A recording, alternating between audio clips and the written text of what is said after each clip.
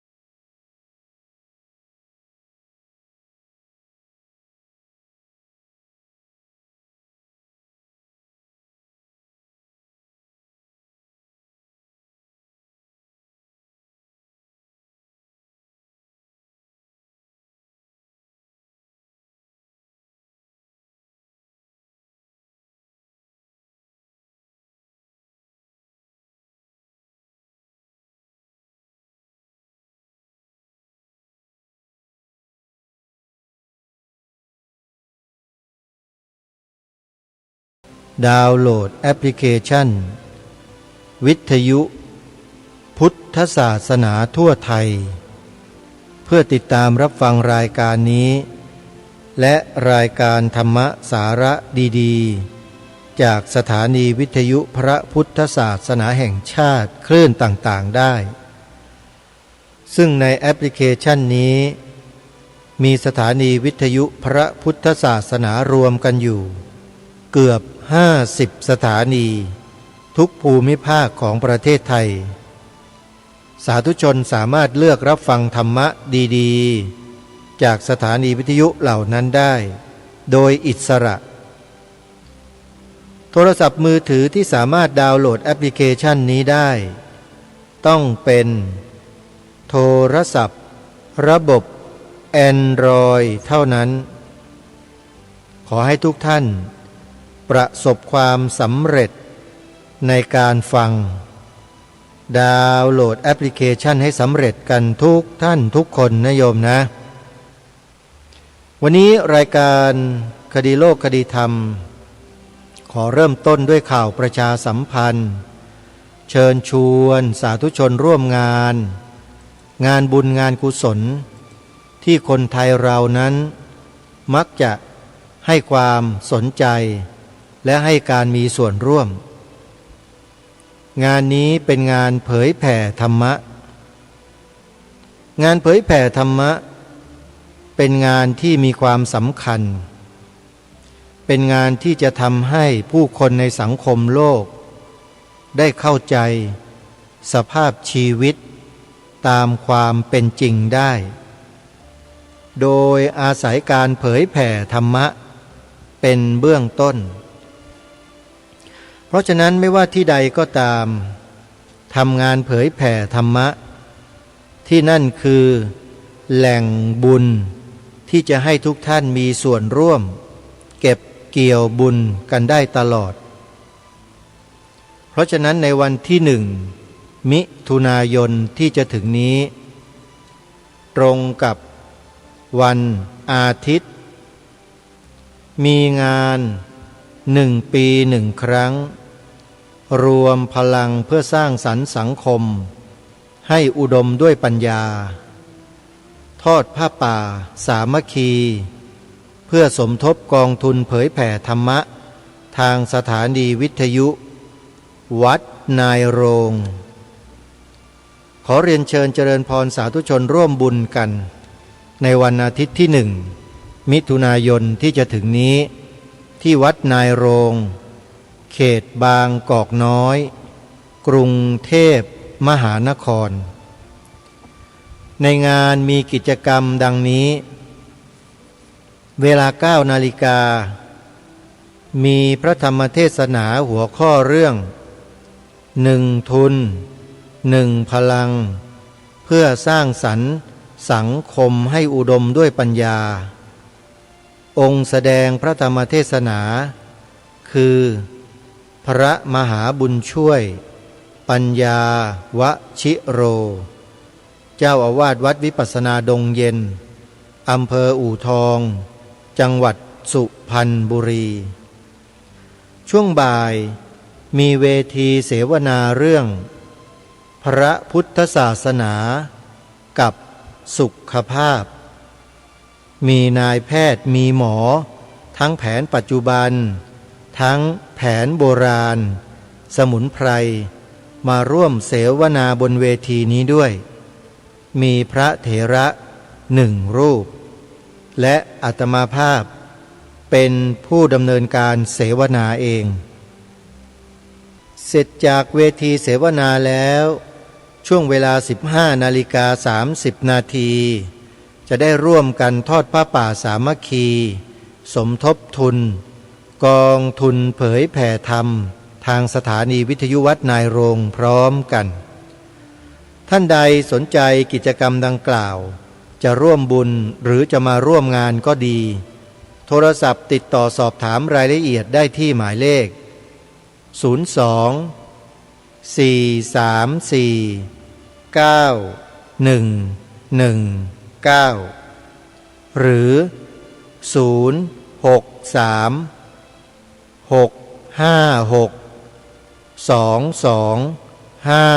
063-656-2256ติดต่อได้ทุกวัน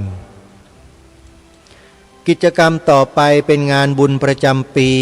อยู่ที่ภาคเหนือจังหวัดเชียงใหม่งานนี้เป็นงานที่น่าสนใจและใครที่ไปร่วมน่าจะเป็นมหามงคลแก่ชีวิตเพราะว่างานนี้เขาใช้ชื่องานว่างานบุญประจำปีนมัสการหลวงพ่อใหญ่ชัยมงคลวัดหนองกายงานนี้จัดขึ้นในวันพฤหัสบดีที่5 มิถุนายนที่วัดหนองกายตำบลสันป่ายางอำเภอแม่แตงจังหวัดเชียงใหม่ในงานนั้นจะมีพิธีสมโภชยกช่อฟ้าแห่ผ้าภูษาสบายทิพย์เททองหล่อพระปิดทองพระประดับพระเนตรพระพุทธเมตตาท่านใดจะร่วมบุญสามารถตั้งกองผ้าป่ากองละ99 บาทแล้วโอนเข้าบัญชีของวัดที่ธนาคารกรุงไทยเลขบัญชี876-062-3179หรือท่านใดจะรับเป็นเจ้าภาพโรงทานตลอดงานสามารถบริจาคสมทบเป็นกองทุนโรงทานได้ที่บัญชีธนาคารกสิกรไทยเลขบัญชี087-209-2277ธนาคารกสิกรไทยเลขบัญชี087-209-2277ร่วมบุญกันนะโยมนะอีกงานหนึ่งคืองานพิธีเททอง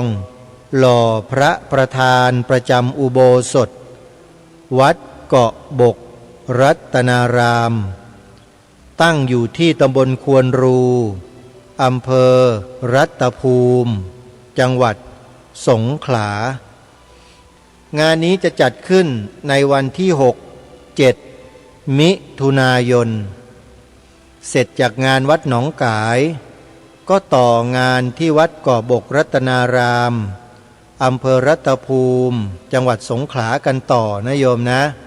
เป็นงานพิธีเททองหล่อพระประธาน ประจำอุโบสถวัดกบกรัตนารามตำบลควนรูอำเภอรัตภูมิจังหวัดสงขลาท่านใด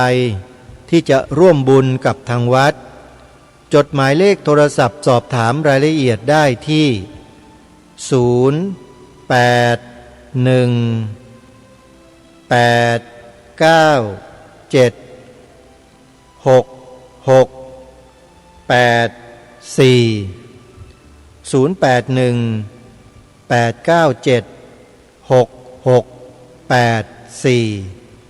เจ้าอาวาส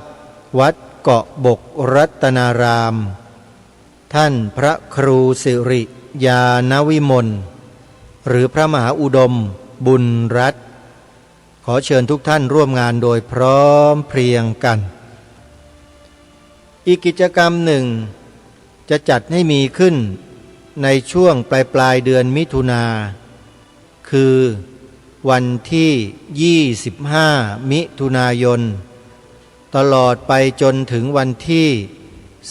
4กรกฎาคมงานนี้ก็คืองานปริวาสกรรมปฏิบัติธรรม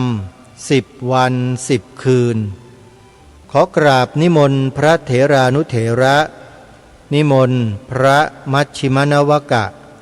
ที่ต้องการอยู่ปริวาสกรรมในช่วงดังกล่าว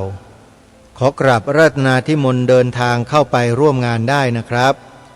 25มิถุนายนจนถึง4กรกฎาคมศกนี้ที่วัดศรีอุดมวงศ์ตำบลศรีสงครามอำเภอวังสะพุงจังหวัดเลยติดต่อสอบถามรายละเอียดที่หมายเลขโทรศัพท์0898404968ขออนุโมทนาบุญทุกท่านวันนี้ทางรายการก็จะมาบอกเล่ากิจกรรมที่ผ่านมาที่ไปมีส่วนร่วมก็ได้เห็นบรรยากาศก็อดที่จะมาบอกเล่ากับท่านผู้ฟังไม่ได้งานนั้นก็คืองานมอบรางวัลเสาอโศกผู้นำศีลธรรมประจำปีพระพุทธศักราช2568ที่ได้เคยประชาสัมพันธ์ผ่านรายการไปเมื่อสัปดาห์ที่ผ่านมาวันงานคือวันพุธที่14พฤษภาคมที่ผ่านมาปรากฏว่ามีผู้เข้ารับรางวัลได้เดินทางมารับรางวัลเสาอโศกผู้นำศีลธรรมที่หอประชุมมวก48พรรษามหาวิทยาลัยมหาจุฬาลงกรณราชวิทยาลัยเป็นจำนวนมาก160ชีวิตและมีผู้เข้ารับของที่ระลึกอีกเป็นจำนวน100กว่าชีวิตโดยท่านนาวาอากาศเอกชลิตพุกผาสุของคมนตรีเมตตาเดินทางมาเป็นประธานมอบรางวัลดังกล่าวให้กับพระสงฆ์คฤหัสถ์ญาติโยมภิกษุณีจากประเทศไต้หวันถือว่าทุกท่านทุกคนเกิดความปลาบปลื้มปีติยินดีกันเป็นอย่างยิ่งบรรยากาศของงานนั้นขอเริ่มต้นที่สถานที่จัดงานก่อนสถานที่จัดงานคือหอประชุมใหญ่มวก48พรรษาซึ่งตั้งอยู่ภายในมหาวิทยาลัยมหาจุฬาลงกรณราชวิทยาลัยเป็นห้องโถงที่ใหญ่โตมากส่วนกลางนั้นไม่มีเสาแม้แต่ต้นเดียวแล้วห้องนี้ถือว่าเป็นห้องประชุมที่มีความสมบูรณ์ในการทำกิจกรรมใหญ่ๆที่ต้องใช้จำนวนคนมหาศาลเป็นหมื่นก็สามารถที่จะจุได้ท่านผู้ฟังใต้ห้องโถงของอาคารนั้นเป็นสถานที่รับรองเป็นสถานที่รับประทานอาหาร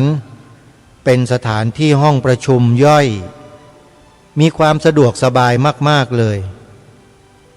นี่ถ้าหากว่าหน่วยงานภาครัฐภาคเอกชนต้องการจะใช้สถานที่ที่มีความพร้อมคิดว่าที่หอประชุมมวก48พรรษาภายในมหาวิทยาลัยมหาจุฬาลงกรณราชวิทยาลัยหลังนี้เนี่ยสามารถที่จะอำนวยความสะดวกให้กับหน่วยงานและองค์กรเหล่านั้นได้เป็นอย่างดีอยากให้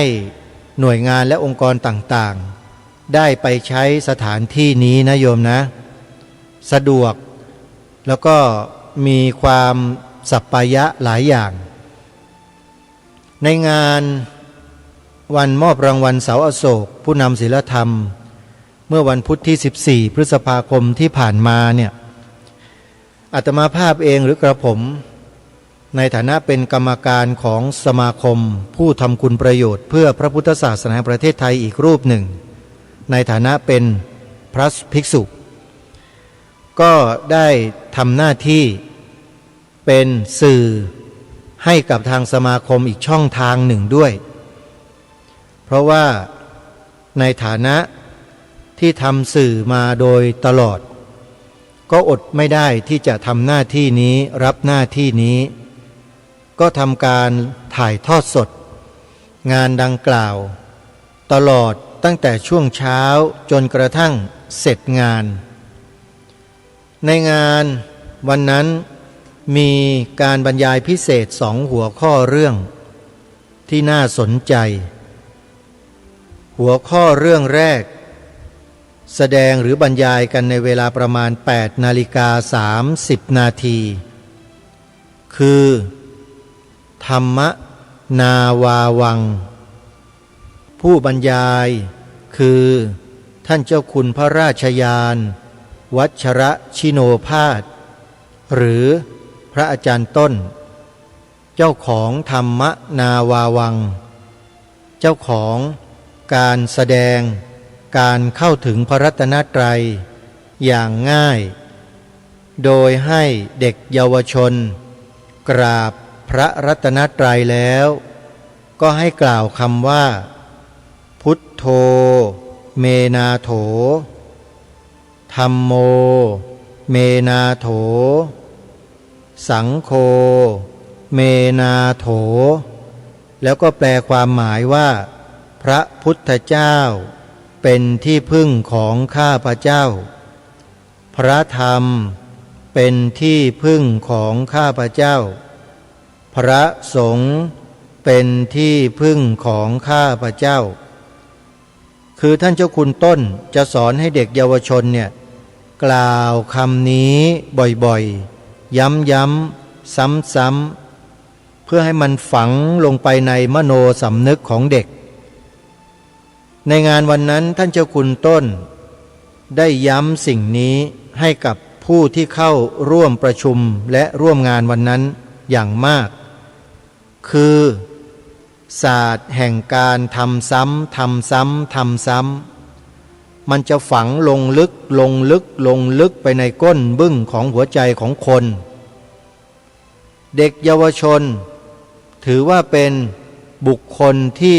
ยังมีความบริสุทธิ์ในหัวใจอยู่มากการปลูกฝังให้เด็กเยาวชนได้เข้าถึงคุณของพระรัตนตรัยเนี่ยจึงเป็นเรื่องที่มีความสำคัญที่สุดไม่ต้องไปทำอะไรอย่างอื่นมากสำหรับเด็กเยาวชนให้เขาเปล่งวาจากล่าวสรรเสริญพระพุทธคุณพระธรรมคุณพระสังฆคุณเนี่ยทุกวันทุกวันทุกวันถ้าทำได้ทุกเวลาก็ยิ่งดีอรหังสัมมาสัมพุทโธภควาบุตถังภควันตังอภิวาเทมิกราบพร้อมด้วยกล่าวคำว่าพุทโธ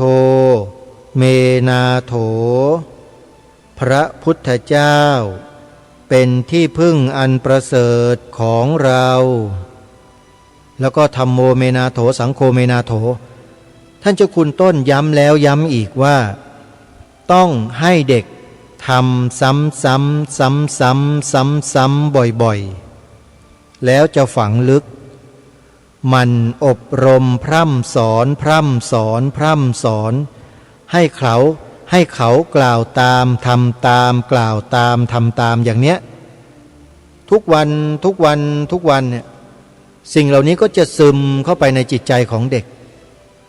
ทีนี้เมื่อสิ่งเหล่านี้ซาบซึ้งในจิตใจของเด็กแล้วการนำธรรมะข้ออื่นๆที่เกิดจากพระรัตนตรัยเพื่อใส่เข้าไปในใจเด็กจึงไม่ยากนักจะใส่ข้อไหนก็ได้เริ่มจากอนุปุพพีคาถาง่ายๆเริ่มจากทานศีลภาวนาตามมาและก็ให้เข้าสู่ระดับศีลสมาธิปัญญาสูงสุดก็ได้นี่คือวิธีการของธรรม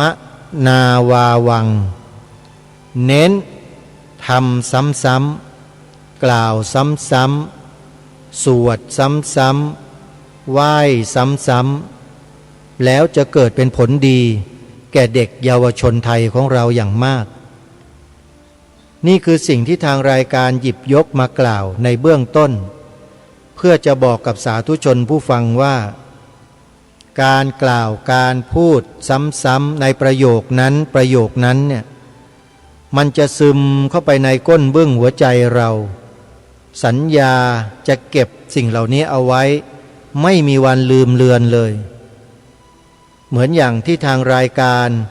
เคยรณรงค์มามากแล้วให้พวกเราชาวพุทธกล่าวซ้ำๆกล่าวย้ำๆบอกเด็กเยาวชนบอกผู้คนใต้บังคับบัญชาให้เขากล่าวย้ำๆซ้ำๆอย่างนี้เรื่อยไปใน2 ประโยคที่ทางรายการเผยแพร่มาโดยตลอดเพื่ออะไรเพื่อความมั่นคงความเจริญยิ่งขึ้นของพระบวรพุทธศาสนาทั้งในจิตใจของพวกเรากันเองทั้งในสาระบบของชาติบ้านเมืองจะต้องให้เกิดมีขึ้นให้ได้นี่คือสิ่งที่ทางรายการมุ่งหวังมาโดยตลอดแต่ก็ไม่ทราบเหมือนกันว่าท่านผู้ฟังที่ฟังรายการนี้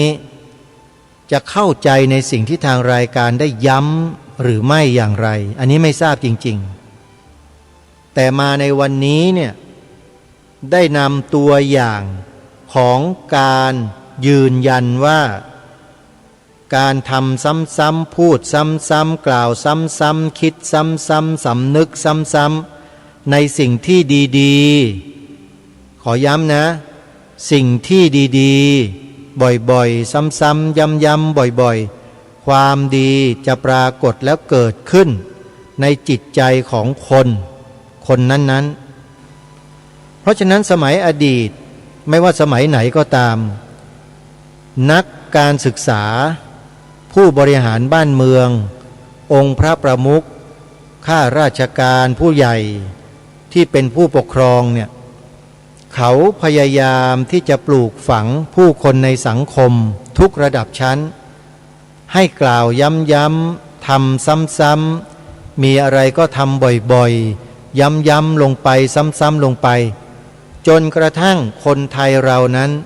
เด็กไทยเราที่เติบโตมาเป็นเราทุกวันนี้กลายเป็นคนที่มั่นคงในจิตใจในอะไรในความเป็นคนไทย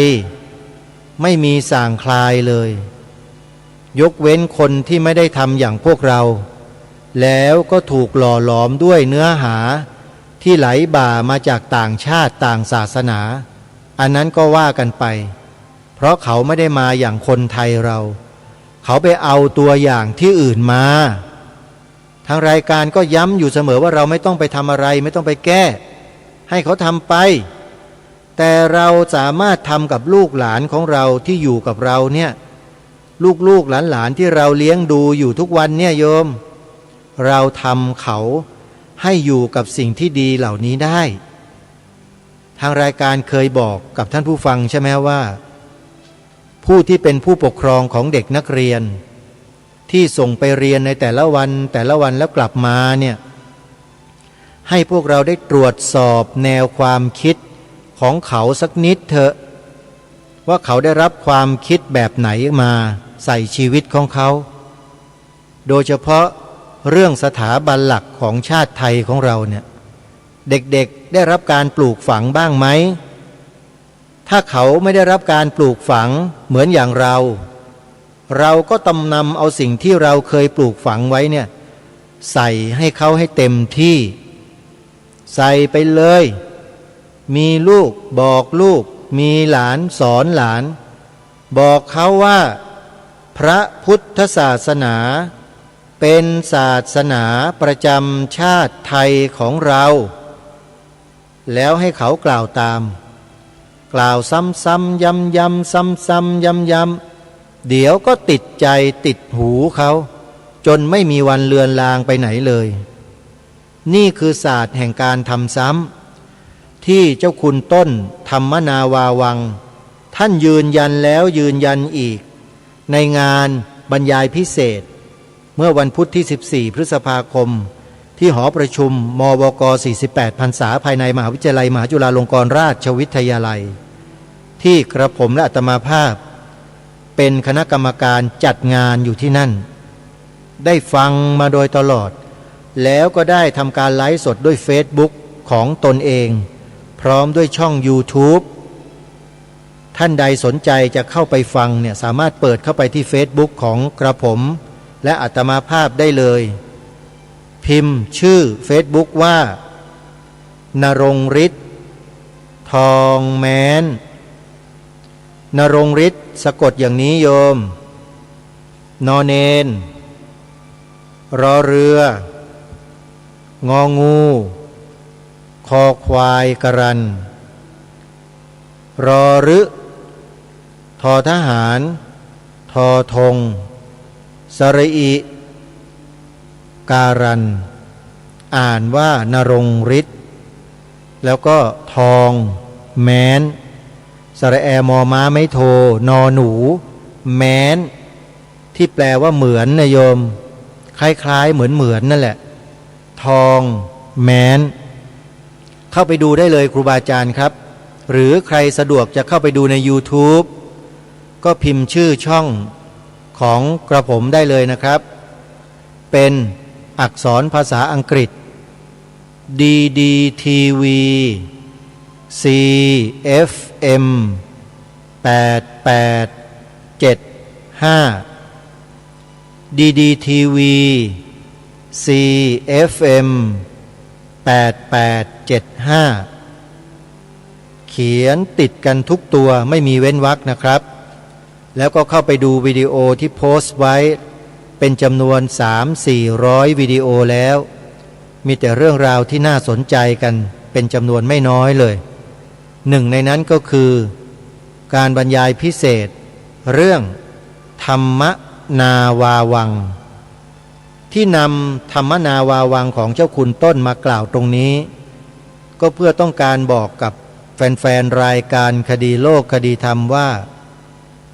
การทำซ้ำๆกล่าวซ้ำๆพูดซ้ำๆในสิ่งที่ดีและมีประโยชน์จะเป็นกุศลให้เกิดมีขึ้นในจิตใจของเราอย่างเหนียวแน่นและมั่นคงมากที่รายการได้เคยรณรงค์ให้พวกเราได้กล่าวประโยค2ประโยคนี้แหละกล่าวมันทุกวันกล่าวมัน3เวลา10เวลากล่าวไปเลยโยมพระพุทธศาสนาเป็นศาสนาประจำชาติไทยของเราเรียกว่าเป็นการย้ำความถูกต้องของประเทศของเราความถูกต้องของความเป็นศาสนาประจำชาติของเรามีเพียงศาสนาพุทธศาสนาเดียวที่เป็นศาสนาประจำชาติไทยเท่านั้นศาสนาอื่นไม่ใช่พูดให้มันชัดๆเหมือนที่รายการนี้พูดท่านไม่ต้องไปกลัวหรอกไม่มีใครมาทำอะไรท่านได้เพราะเราพูดในสิ่งที่ถูกต้องครับศาสนาอื่นไม่ใช่ศาสนาประจำชาติไทยนะศาสนาประจำชาติไทยมีศาสนาเดียวคือศาสนาพุทธทีนี้พวกเราถ้านั่งกันเฉยๆแล้วเราไม่สอนลูกไม่บอกหลานไม่บอกสอนนักเรียน แล้วเด็กเยาวชนเหล่านั้นมันจะมีสิ่งเหล่านี้ไหมอยู่ในหัวใจเขาอะไม่มีมันมีไม่ได้ก็ผู้ใหญ่ไม่ทำไงเพราะฉะนั้นรายการนี้จึงมาสอนพวกผู้ใหญ่อย่างพวกเรานี่แหละตัวดีนักนะผู้ใหญ่อย่างพวกเราเนี่ยไม่ค่อยช่วยทำกันหรอกปล่อยปละละเลยกันทั้งที่ก็ย้ำมาโดยตลอดว่าสิ่งนี้องค์พระมหากษัตริย์ตรัสไว้ทรงย้ำแล้วย้ำอีกหลายครั้งเลยในอดีตก็เหมือนกันองค์พระบาทสมเด็จพระจอมเกล้าเจ้าอยู่หัวรัชกาลที่ 4ทรงประกาศไว้ชัดเจนเมื่อวานนี้ก็อ่านให้ฟังพระนครนี้เป็นถิ่นที่ของคนนับถือพระพุทธศาสนามาแต่เดิมไม่ใช่แผ่นดินของศาสนาอื่นคนที่ถือศาสนาอื่นมาแต่อื่นก็ดีอยู่ในเมืองนี้ก็ดีจะโทมนัสน้อยใจด้วยริษยาแก่พระพุทธศาสนาพระบูชาอันนี้ไม่ได้ด้วยไม่ใช่เมืองของศาสนาตัวเลยถ้าโทมนัสก็ชื่อว่าโลภล่วงเกินไปเพราะฉะนั้นที่รายการคดีโลกคดีธรรมออกมาย้ำมาซ้ำสิ่งเหล่านี้แล้วให้พวกเราได้ช่วยกันเนี่ยจึงไม่มีใครสามารถที่จะมาแสดงออกถึงความอิจฉาริษยาหรือโลภล่วงเกินไปได้เลยเพราะแผ่นดินนี้ไม่ใช่แผ่นดินของศาสนาอื่นนะคนที่ถือศาสนาอื่นมาแต่อื่นก็ดีอยู่ในเมืองนี้ก็ดีจะโทมนัสน้อยใจด้วยริษยาแก่พระพุทธศาสนาพระบูชานี้ไม่ได้พระองค์ท่านย้ำชัดว่าด้วยไม่ใช่เมืองของศาสนาตัวเลยถ้าโทมนัสก็ชื่อว่าโลภล่วงเกินไปแล้วถ้าใครจะเป็นปากเป็นเสียงแทนคนต่างศาสนามาว่ารายการคดีโลกคดีธรรมว่าพูดไม่ถูกพูดอย่างนู้นอย่างนี้ไม่ดีเนี่ยโยมระวังตัวให้ดีนะเดี๋ยวมันจะเข้าข่ายนะโยมอาตมาเตือนด้วยความหวังดีนะอย่ามาเที่ยวพูดเลอะเทอะนะโยมนะสิ่งที่อัญเชิญมาเป็นประกาศของพระบาทสมเด็จพระเจ้าอยู่หัวรัชกาลที่ 4มีปรากฏอยู่ในประชุมประกาศรัชกาลที่ 4นะจ๊ะอย่าริอ่านเชียวนะใครก็ตามอาตมาภาพเมื่อมีข้อมูลเหล่านี้เป็นหลักฐานยืนยันแล้วจึงกล้านำมาเปิดเผยนำมาเผยแพร่แล้วก็เชิญชวนพวกเราพี่น้องคนไทยช่วยกันสืบสารรักษาต่อยอดอย่าเพิกเฉยอย่านิ่งเฉยอย่าทำเป็นทอดทุระเดี๋ยวจะกลายเป็นม้าอารีท่านไปเปิดดูในภาษิตที่เขาเขียนบอกไว้สิเข้าไป Google แล้วก็พิมพ์คำว่าม้าอารีแล้วคุณไปอ่านความหมายดูสิคุณจะเป็นม้าอารีกันเหรอปล่อยให้งัวให้ควายมาเบียดออกนอกคอกจนไม่มีที่อยู่อาศัยจะนิ่งกันไปถึงไหนท่านมาเป็นม้าดีดกะโหลกอย่างผมดีไหมล่ะพระคุณเจ้านะญาติโยมม้าดีดกะโหลกไอ้งัวไอ้ควายตัวไหนมันดื้อก็ดีดกะโหลกมันทันทีนึงบอกวันที่อยู่ของข้าตรงนี้แกอยู่ตรงโน้นไปอยู่กับที่กับทางแล้วก็ให้แกอยู่แค่นั้นพออันนี้อุปมาให้ฟังเฉยๆไม่ได้ไปดีดเขาจริงๆนะคือเราใช้วาจาที่เป็นหลักเป็นเหตุเป็นผลกล่าวพูดสิ่งที่ถูกต้องเหล่านี้ออกไปให้มากๆบ่อยๆย้ำๆซ้ำๆมากๆบ่อยๆที่ท่านบ่นว่าเบื่อรายการคดีโลกคดีธรรมเนี่ยท่านอย่าเพิ่งเข้าใจผิดเมื่อสักครู่นี้ได้ยกตัวอย่างท่านเจ้าคุณต้นพระราชยานวชระชิโนภาสท่านมาพูดบรรยายพิเศษเรื่องธรรมนาวาวังเมื่อวันพุธที่14พฤษภาคมที่ผ่านมาที่หอประชุมมวก48พรรษาภายในมหาวิทยาลัยมหาจุฬาลงกรณราชวิทยาลัยจบไปแล้วนั้นท่านย้ำเลยย้ำแล้วย้ำอีกว่านี่คือศาสตร์แห่งการทำซ้ำย้ำลงไปซ้ำลงไปย้ำให้เด็กเยาวชนย้ำซ้ำให้เขาเรื่อยๆแล้วมันจะเกิดเป็นผลดีไม่มีผลร้ายอะไรเลยแต่ถ้าใครมันจะร้ายออกมาแสดงอาการอิจฉาริษยาไม่พอใจโวยวาย เดี๋ยวก็โดนเองนั่นแหละโดนประชาชนเขาขมึงตาใส่ประชาชนเขาไม่ทำอะไรคุณหรอกเขาแค่มองเป็นสายตาเดียวกันเท่านั้นแหละถ้าคุณยังไม่สลดอาจจะโดนอย่างอื่นก็แค่นั้นเองโยมไม่ต้องไปทำอะไรเขาเห็นไหมไม่ควรริษยาแก่พระพุทธศาสนาเพราะบูชาอันนี้เห็นไหมเล่าพระองค์ตรัสไว้ชัดไหมโยมไม่มีสิทธินะพวกคุณพวกคนต่างศาสนาหรือใครก็ตามที่เป็นนอมินีของพวกนั้นน่ะแล้วก็อ้างตัวเองผมก็เป็นชาวพุทธผมก็เป็นเด็กวัดผมก็เคยบวชแล้วเสร็จแล้วมาคัดค้านต่อต้านเรื่องนี้พวกเนี้ยก็เหมือนกันโยมระวังให้ดีนะไอ้พวกแปลงสารเนี่ยพวกกบฏพวกแปลงชาติแปลงศาสนาเนี่ยโยมต้องระวังคนพวกนี้ให้ดีใครก็ตามนะที่มีคำพูดคำจาขัดแย้งกับสิ่งที่รายการคดีโลกคดีธรรมพูดเนี่ยให้ตั้งข้อสังเกตและจับตาดูคนพวกนั้นให้ดีท่านผู้ฟังไม่ต้องมาจับผิดรายการนี้หรอกไม่มีอะไรให้ผิดโยมถ้าเกิดว่าพูดผิด20กว่าปีมานี้มันก็ผิดมาตั้งนานแล้วเด้การใส่กระดุมเม็ดแรกในจิตใจของทุกคนเนี่ยทางรายการไม่เคยใส่เม็ดผิดนะเม็ดที่1ก็ใส่รูที่1มาโดยตลอดทีนี้พวกท่านทั้งหลายท่านจะสวมมากระดุมเม็ดที่2 3 4หรือเปล่าก็เรื่องของท่านหรือท่านจะปล่อยให้มันเวิ้งว้างอยู่ข้างล่างให้ลมมันโชยเข้าพุงก็แล้วแต่สิท่านผมใส่กระดุมเม็ดแรกให้กับทุกท่านแล้ว2ประโยคที่กล่าวมานั้นคือความเป็นชาติไทยของเราที่เป็นมาโดยตลอดไม่เคยเป็นเมืองขึ้นใครไม่เคยเป็นขี้ข้าให้ใครทั้งนั้นนี่แหละเขาเรียกว่าอัตลักษณ์ของไทยอย่างแท้จริง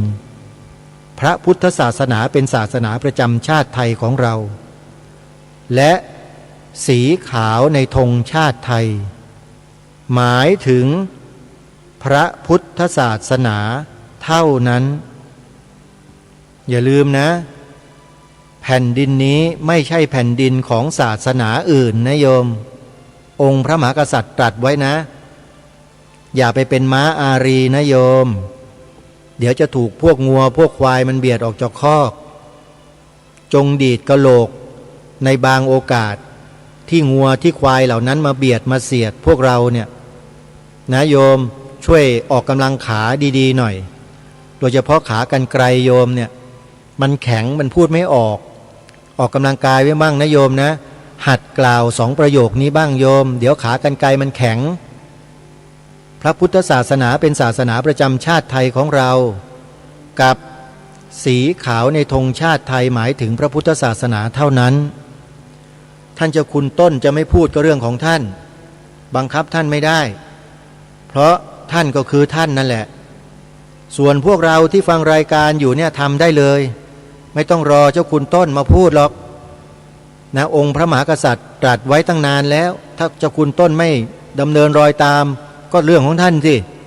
เราไม่สนใจทำไมใช่ไหมเราต่างหากที่ฟังรายการนี้มาโดยตลอด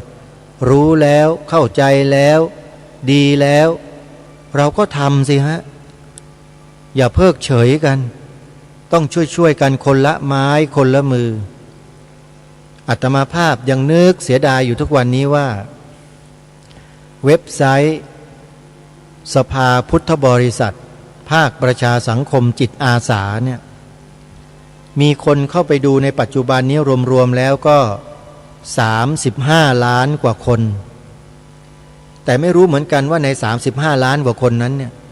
ได้นำเอาแนวทางที่สภาพุทธบริษัทภาคประชาสังคมจิตอาสาเผยแพร่อยู่ในเว็บไซต์ไปใช้กันบ้างหรือเปล่าอันเนี้ยไม่แน่ใจนะไม่มีความแน่ใจเพราะท่านเหล่านั้นที่เข้ามาชมมาดูเนี่ยมีอยู่หลากหลายมากมายเป็นใครเป็นยังไงเราไม่ทราบแต่หนึ่งในจำนวนนั้นเชื่อว่าจะต้องมีการนำสิ่งที่ทางสภาพุทธบริษัทภาคประชาสังคมจิตอาสาได้เผยแพร่ไว้ในเว็บไซต์ไปเผยแพร่ต่อเชื่อว่าต้องมีแต่ถามว่าเพียงพอไหมคำว่าทำความดีเพื่อความดี เพื่อชาติศาสนาพระมหากษัตริย์ของแผ่นดินเนี่ยบอกไว้เลยนะครับไม่มีคำว่าเพียงพอหรือพอเพียงนะครับยิ่งทำมากๆยิ่งเป็นประโยชน์ยิ่งช่วยกันทำยิ่งดีนี่คือสิ่งที่ทำแล้วเป็นประโยชน์โดยส่วนเดียวไม่มีโทษอะไรเลยเพราะไม่ใช่การเบียดเบียนใครไม่ใช่การผลักไสใครไม่ใช่การทำลายใครแม้แต่น้อยแต่เป็นการเทิดทูนเป็นการยอยกเป็นการส่งเสริมเป็นการป้องกันสิ่งที่บรรพบุรุษเราสืบสารรักษาต่อยอดมาไว้ให้คงมั่นต่อไปเท่านั้นเองส่วนใครจะมาโวยวายมาเถียงมาโต้มาคัดค้านมาไอ้นั่นไอ้นี่อะไรก็แล้วแต่ให้เราขมึงตาใส่พวกนั้นไว้ไม่ต้องไปกล่าวไม่ต้องไปแสดงออกขมึงตาใส่มองนิ่งๆโยมดูซิว่าจะไปถึงไหนคนพวกนี้ที่มันกล่าวหาใส่ร้ายพวกเราสิ่งที่เราทำนี่เราทำสิ่งที่ถูกต้องของชาติบ้านเมืองเป็นการรณรงค์ให้บ้านเมืองมีความเข้มแข็งมีความมั่นคงโดยช่วยกันยอยกพระพุทธศาสนาไว้เหนือสิ่งอื่นใดโยมว่าเป็นบุญเป็นกุศลไหมยอยกพระพุทธศาสนาเนี่ยเป็นบุญเป็นกุศลแต่นักการเมืองหลายคนไม่เห็นด้วยและคัดค้านและโยมว่านักการเมืองหลายคนเหล่านั้นที่ไม่เห็นด้วยแล้วคัดค้านเนี่ยโยมว่าใจเขาเนี่ยเป็นกุศลไหมใจเขามีความหวังดีปรารถนาดีต่อชาติบ้านเมืองไหมโยมว่าเขาเป็นไหมเขาคัดค้านเขาต่อต้านสิ่งที่เราพากันทำพากันกล่าวสอนลูกสอนหลานกันเนี่ยโดยการอัญเชิญพระราชดำรัสบ้างประกาศบ้างพระบรมราชโองการบ้างพระราชนิพนธ์บ้างมาช่วยกันเผยแพร่มาพร่ำมาสอนมาย้ำๆซ้ำๆให้ลูกหลานของเราเนี่ยการที่เราทำแบบนี้มันเป็นการไปเบียดเบียนใครหรือเปล่าโยมเบียดเบียนยังไงแบบไหนแล้วเขาเดือดร้อนอะไรส่วนไหนของเขาเดือดร้อนโยมลองวิเคราะห์สิสิ่งที่ทางรายการมารณรงค์ให้พวกเราช่วยกันทำเนี่ยมันเดือดร้อนส่วนไหนของคนเหล่านั้นโยมมีไหมโยมพอจะวิเคราะห์ได้ไหมว่ามันเดือดร้อนส่วนไหนโยมอาตมาภาพรู้แล้วญาติโยมก็ทราบเชื่อเถอะแต่ไม่กล้าตอบกันสิ่งที่เขาเดือดร้อนคือเดือดร้อนใจทำไมจึงเดือดร้อนใจก็ใจเขาไม่บริสุทธิ์พอไงใจเขามีอะไรฮะอิจฉามัจฉริยะกุจจะนี่สภาวะนี้โยมไปดูในพระอภิธรรมคำแปลเขามีอยู่อิจฉามัจฉริยะกุจจะนี่คือสภาวะที่พระสัมมาสัมพุทธเจ้าตรัสแสดงไว้ว่ามีอยู่ในใจของคนประเภทนี้เรียกว่าโลภะเจตสิกมีอยู่ตั้ง14ตัวนู่นแน่เคยศึกษาเรียนรู้กันบ้างไหมโยมเจตสิกที่เป็นอกุศลเรียกว่าอากุศลเจตสิกเนี่ยมีอยู่14ตัวโยมลองไปกดดูใน Google ก็ได้พิมพ์หาคำว่าอกุศลเจตสิก14แล้วโยมไปดูคำแปลเองนะว่ามันมีอยู่ในใจเราตัวไหนบ้างเวลามันเกิดขึ้นมาเนี่ยลองสังเกตดูว่ามันใช่ไหมเขาบอกไว้ชัดเจนเลยแล้วมันดียังไงรู้ไหมพอเรารู้จักสภาวะมันเนี่ยเวลาเราปฏิบัติธรรมหรือเวลาเราไปเจอกับสภาพเหตุการณ์เฉพาะหน้าที่มันล่อแหลมต่อการที่เราจะเกิดอาการโทสะเกิดอาการอะไรต่างๆโลภะขึ้นมาเนี่ยไอสิ่งที่เรารู้ตรงนี้แหละมันจะคอยเตือนสติเราไม่ได้นะไอ้นี่มันอกุศลจิตใจเราเศร้าหมองอะไรอย่างเงี้ยมันจะเตือนสติคนที่ศึกษามาแล้วเขาจะรู้ รู้ทันทีเลยว่าสภาวะข้างหน้าที่เราเห็นอยู่นี้ไม่ว่าจะเป็นคนก็ดีหรือวาจาที่มันแสดงออกกิริยาต่างๆที่แสดงออกเราจะรู้เลยว่าเมื่อแสดงออกมาแล้วไอ้เจตสิกที่เป็นอกุศลที่มันอยู่ในใจเราเนี่ยไอ้ตัวไหนที่มันจะออกมาต้อนรับนี่มันจะรู้เลยพอรู้แล้วเป็นไงฮะดับมันเสียดับด้วยอะไรสติสัมปชัญญะดับตัวนั้นลงเดี๋ยวนั้นเวลานั้นนี่แหละเขาเรียกว่าวิปัสสนาในเบื้องต้นอารมณ์หยาบๆที่เป็นวีติกมกิเลสที่แสดงออกต่อหน้าส่งผลกระทบทางตาหูแล้วส่งเข้าไปสู่ใจไอ้ใจตัวนี้แหละมันมีเจตสิกเหล่านี้อยู่พอใจกระเพื่อมเท่านั้นแหละโยมกิเลสมันก็กระเพื่อมทันทีเหมือนกันตามกันเลยถ้าคนไม่มีสติไม่มีสัมปชัญญะเป็นไงโกรธเป็นฟืนเป็นไฟเลยแล้วก็แสดงออกทางกายทันทีกระโดดชกปากเปรี้ยงเป็นเรื่องไหมโยมกรณีนี้ฉันใดปัญหาต่างๆในโลกทั้งหมดทั่วทั้งโลกก็มีอาการที่เกิดขึ้นในลักษณะเดียวกันเป๊ะเลยโยมไม่แตกต่างกันเลยสักคนหนึ่งในโลกใบนี้เหมือนกันนะไม่ต่างกันเลยไม่พอใจก็เข็นฆ่ากันทำลายกันล้างกันทำสงครามกันนี่มันเกิดจากกิเลสในใจที่ไม่รู้จักกำหนดรู้ดูอาการของมันปล่อยใจให้กิเลสมันกลุ่มรุมกันอยู่ฝึกฝนก็ไม่เคยฝึกศึกษาเรียนรู้ก็ไม่เคยศึกษาเรียนรู้แล้วจะไปเอาชนะกิเลสในใจตัวเองได้ยังไงมันไม่ได้หรอกโยมนะไปมาก็มาสอนธรรมะได้ยังไงก็ไม่รู้เนี่ยวกเข้ามาจนได้ก็ทุกอย่างมันคือธรรมะหมดนะโยมพูดตรงไหนมันก็เป็นธรรมะทั้งนั้นไม่มีอะไรที่ไม่ใช่ธรรมะพระสัมมาสัมพุทธเจ้าตรัสไว้ในมาติกา22โยมไปดูเอาสิอะไรที่ไม่ใช่ธรรมะมั่งธรรมะทั้งนั้นเลยโยมทั้งรูปธรรมนามธรรมแม้แต่พระนิพพานก็เป็นธรรมะนะนี่คือธรรมะล้วนๆถ้าฟังให้เป็นธรรมะก็เป็นใครฟังไม่เป็นธรรมะมันก็ไม่เป็นนะโยมนี่จะเป็นหรือไม่เป็นมันขึ้นอยู่กับภูมิปัญญาภูมิปัญญามาจากไหนจากการศึกษาไงโยมอย่างอกุศลมี14เนี่ยถ้าไม่ศึกษาจะรู้ไหมโยมไม่รู้การศึกษาเดี๋ยวนี้ง่ายพิมพ์ไปใน Google เปิดขึ้นมาอ่านได้การศึกษาแล้วอกุศลเจตสิก14มีอะไรโลภะเจตสิก3โทสะเจตสิก4โมหะเจตสิก4ถีนมิทธะวิจิกิจฉารวมเป็น14เจตสิกที่เป็นอกุศลไม่ศึกษาจะรู้ไหมโยมเมื่อเราไม่รู้เราจะจับมันได้ทันไหมพิจารณามันทันไหมตามมันรู้มันไหมรู้ไม่ได้เห็นไหมเพราะเราไม่รู้ไม่ศึกษาเพราะฉะนั้นการศึกษาจึงเป็นเรื่องที่มีความสำคัญยิ่งพระสงฆ์สามเณรในประเทศไทยเราบวชมาบรรพชามาศึกษาพระปริยัติธรรมกันโดยมากปัญหาจึงเกิดน้อยแต่ที่ดูเหมือนว่ามันมีมากมีเยอะก็เพราะบ้านเราสื่อแมลงวันมันเยอะโยมไม่เป็นไร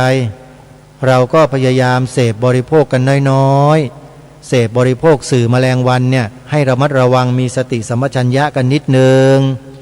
ถ้าไม่มีสติสัมปชัญญะสื่อแมลงวันก็ครอบงำจิตใจเราได้นะโยมนะให้มันระวังกันด้วยเอาละสาธุชนวันนี้เวลาก็สมควรแก่เวลาแล้วนะเวลาหมดเดี๋ยวมีอะไรในวันพรุ่งนี้มาติดตามรับฟังกันต่อขอความสุขความสวัสดีในธรรมแห่งองค์สมเด็จพระบรมศาสดาสัมมาสัมพุทธเจ้าจงปรากฏเกิดมีขึ้นในจิตใจของท่านผู้ฟังทุกท่านทุกคนเทินขอเจริญพรกล้าคิดก็ต้องกล้าทำ